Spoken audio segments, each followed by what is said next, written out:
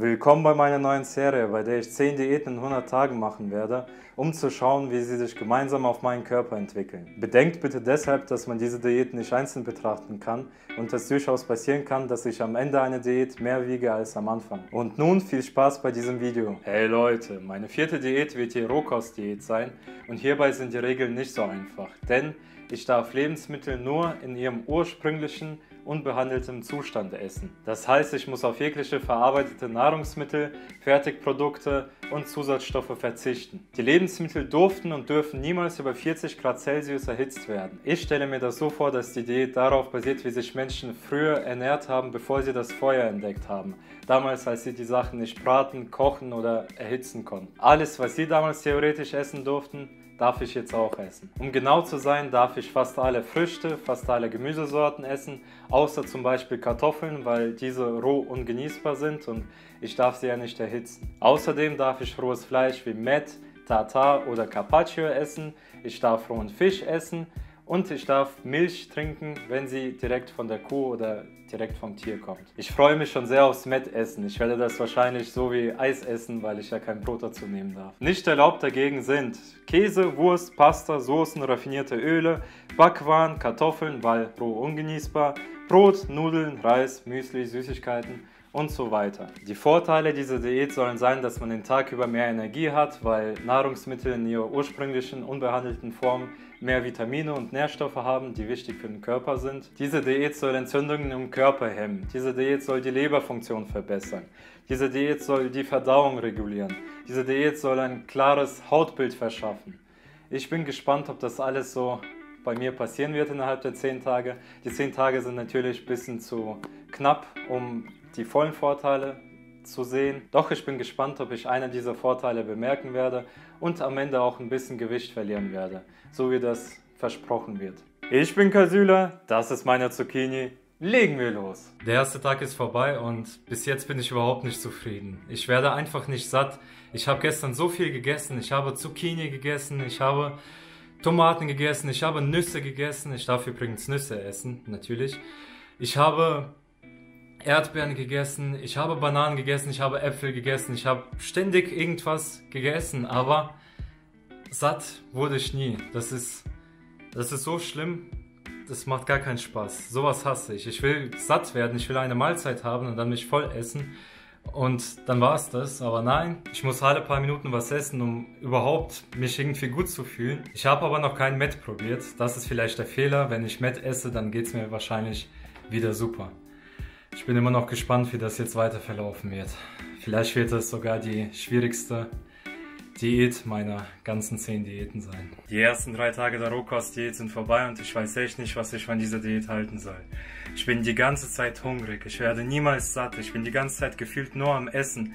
Ich esse immer wieder irgendwas. Ich esse Zucchini, Tomaten, ich esse rohes Mett jetzt mittlerweile. Ich habe letztens Lachs gegessen, aber ich werde niemals satt. Ich habe die ganze Zeit so ein Hungergefühl und es geht einfach nicht vorbei. Abends will ich am liebsten in den nächsten Dönerladen fahren und mir einen Döner holen oder irgendwie Fastfood oder wenigstens ein paar Kohlenhydrate, wenigstens ein bisschen Kartoffeln, wenigstens ein bisschen Reis oder irgendwas, was satt macht. Ich werde einfach nicht satt. Ich habe jetzt noch 6 Tage vor mir und ich muss mir echt was überlegen, wie das jetzt weitergeht, weil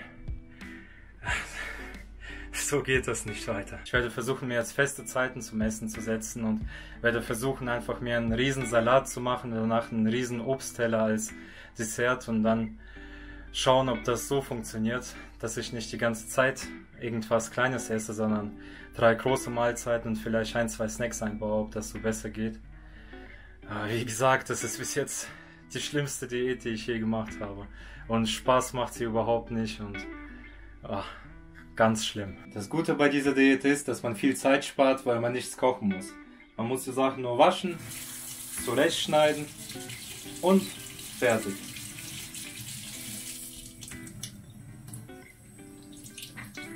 Ich habe mir jetzt hier einen größeren Salat gemacht aus Tomaten, Paprika, Gurken, Zucchini und Radieschen. Ich habe es gestern schon erwähnt, ich werde ab heute versuchen, größere Portionen zu essen. 3 solche großen Portionen am Tag und wenn ich dann noch Hunger habe zwischendurch, dann werde ich noch ein bisschen was snacken. Ich werde gleich meine Erstimpfung bekommen. Ich bin gespannt, ob das Essen hier mich satt machen wird. und ob es mir dann dabei hilft, dass ich danach nicht so starke Nebenwirkungen habe. Der große Salat, den ich heute Mittag gegessen habe, hat mich zwar satt gemacht, aber das auch nur für eine Stunde.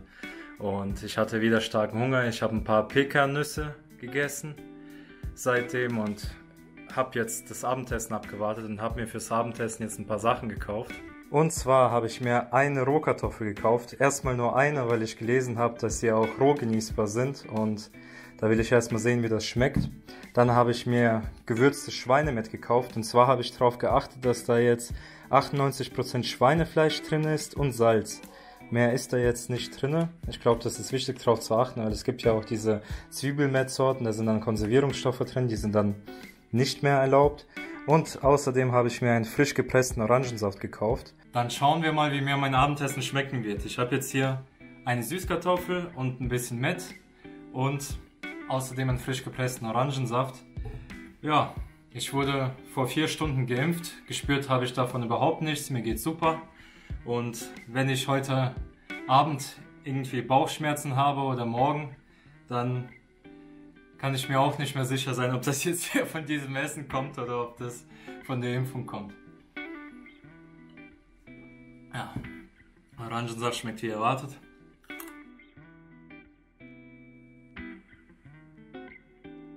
Die hat irgendwie gar keinen Geschmack, die Süßkartoffel. Die Konsistenz ist die gleiche wie bei einer Möhre, aber irgendwie absolut keinen Geschmack. Aber ist einerseits gut, also es schmeckt nicht schlecht, aber es schmeckt auch nicht gut. Aber vielleicht macht es ja den Magen voll und macht mich satt. Ah, das Mett. Ich liebe Mett. Oh. Mal gucken, wie das jetzt hier... Ich mache mir auf die Süßkartoffel ein bisschen Mett. Tut mir leid, Leute, dass ihr das sehen müsst. Für alle Veganer und Vegetarier unter euch. Nee, einzeln schmeckt es viel besser. Auf jeden Fall. Wow, aber das Mett ist sehr gut.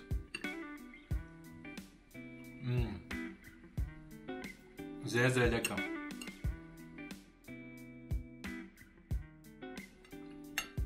Ich liebe Mett. Ich liebe einfach Mett. Ich habe jetzt hier fast die ganze Packung auf einmal aufgegessen. Ich werde sie wahrscheinlich gleich auch komplett aufessen. Es schmeckt einfach viel zu gut. Ich weiß nicht, was mein Magen dazu später sagen wird. Eigentlich sind es jetzt hier 2 Videos in einem. Denn wir schauen auch hier, was so eine ganze Packung Mett ohne Brötchen ausmachen wird. Und wenn ich dann morgen komplett kaputt mit Bauchschmerzen und Durchfall und Brechen und allem im Bett liege, dann schiebe ich das einfach auf die Impfung. Ich weiß nicht, wie viele von euch mich jetzt hassen werden dafür.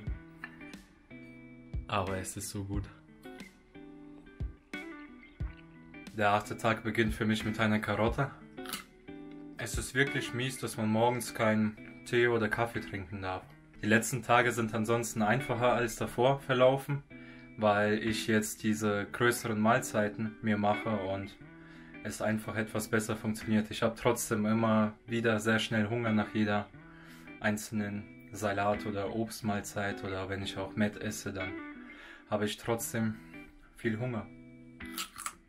Heute ist der 9. Tag und so langsam gewöhne ich mich an diese Diät. Ich bin jetzt die letzten Tage auf jeden Fall viel mehr satt als vorher, seitdem ich diese größeren Mahlzeiten esse. Aber meine Motivation ist ein bisschen unten und ich habe nicht so Lust zu filmen irgendwie. Ich habe einfach nicht so viel zu sagen zu dieser Diät. Ich meine, mir macht sie immer noch nicht Spaß, obwohl ich jetzt halt satter bin, aber ich habe schon Lust auf wenigstens einen Tee, wenigstens irgendwas Warmes. Ich habe keine Lust mehr auf die ganze Zeit irgendwas Kaltes essen oder Obst und Gemüse. Das hängt mir schon bis zum Hals raus. Aber ja, es ist einfacher geworden und das wird auch mit jedem Tag immer leichter.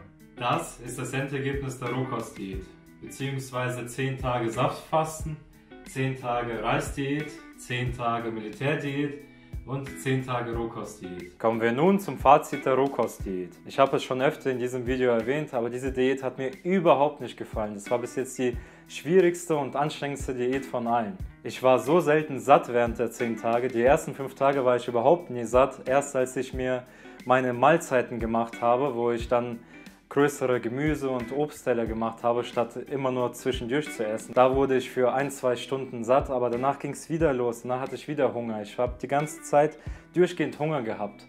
Außer wenn ich mal Mett gegessen habe. Ich habe die letzten 3 Tage jeden Tag Mett gegessen, ungefähr 300 bis 500 Gramm roh, ohne nichts.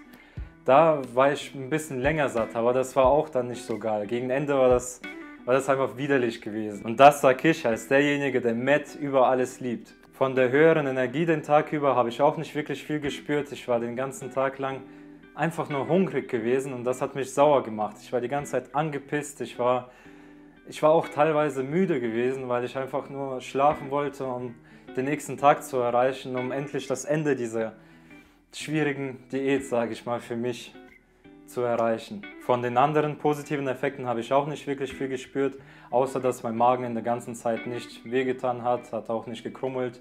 Es war top gewesen. Und mein Hautbild hat sich nicht wirklich viel verändert. Also ich kann jetzt nicht sagen, dass es besser oder schlechter geworden ist. Diese Diät war auch nicht so billig wie die vorherigen Diäten, da Mett ziemlich teuer ist und ich habe mir ziemlich oft Mett gekauft.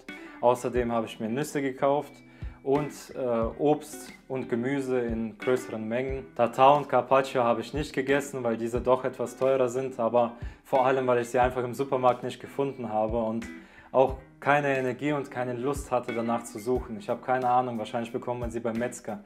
Ich weiß es nicht. Der einzige positive Effekt während dieser Diät war für mich der Gewichtsverlust. Bedenkt bitte, dass es meine eigenen Erfahrungen und meine eigene Meinung zu dieser Diät ist, die ich in den 10 Tagen bekommen habe.